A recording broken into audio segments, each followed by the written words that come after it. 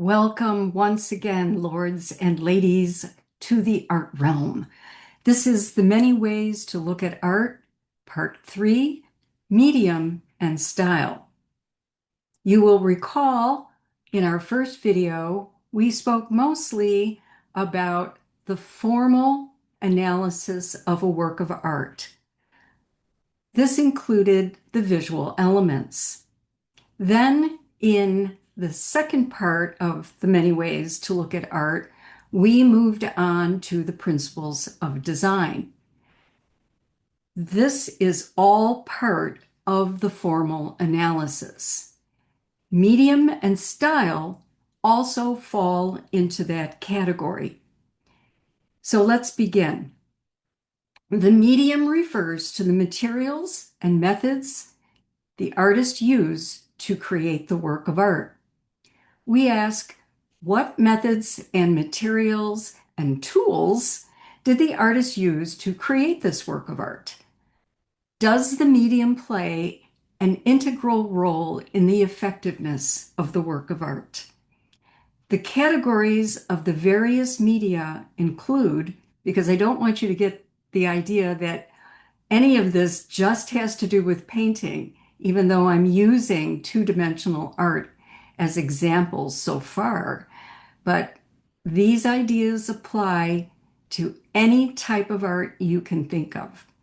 So the medium, the list of media include drawing and painting, two-dimensional media, printmaking, also a two-dimensional media, and then three-dimensional media, sculpture, installation, and site-specific art, which is installation made to be at a specific site. It cannot be moved from site to site. It can be temporal, but it was made for that specific site. Photography, film, video, internet, even light itself has been used as a medium in art. Ceramics, textile, glass, and jewelry, architecture, and urban planning. Finally, performance and conceptual art. Next, we will consider the style of the work of art.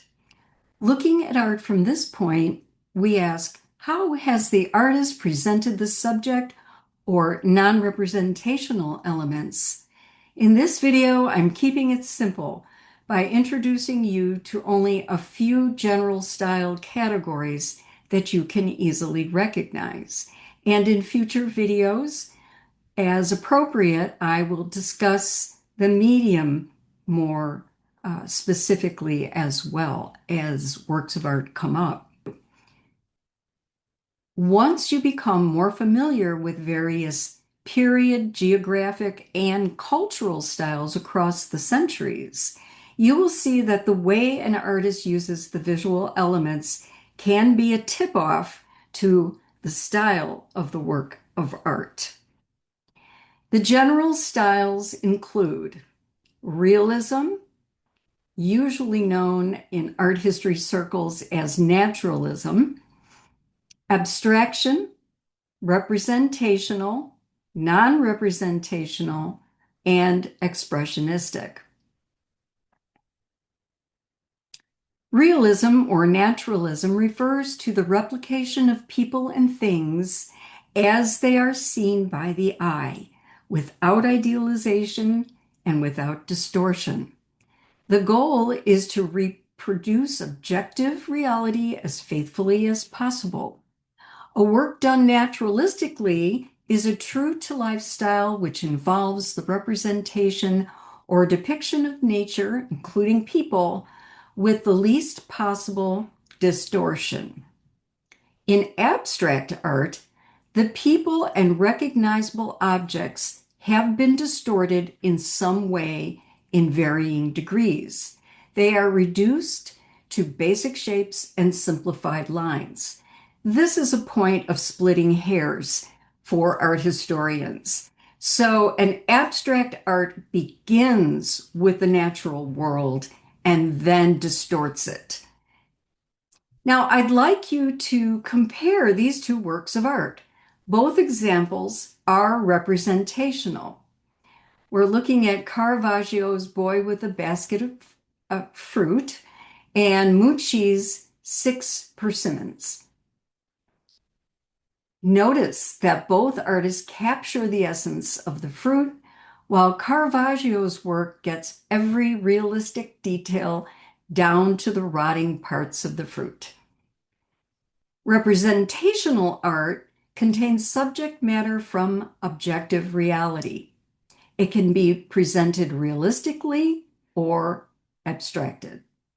Non-representational compositions contain visual elements such as line, shape, color, and texture without recognizable subject matter. And this is what I meant by this is a splitting hairs topic for art historians. So if you are talking about a Picasso painting of a woman, that is abstract art.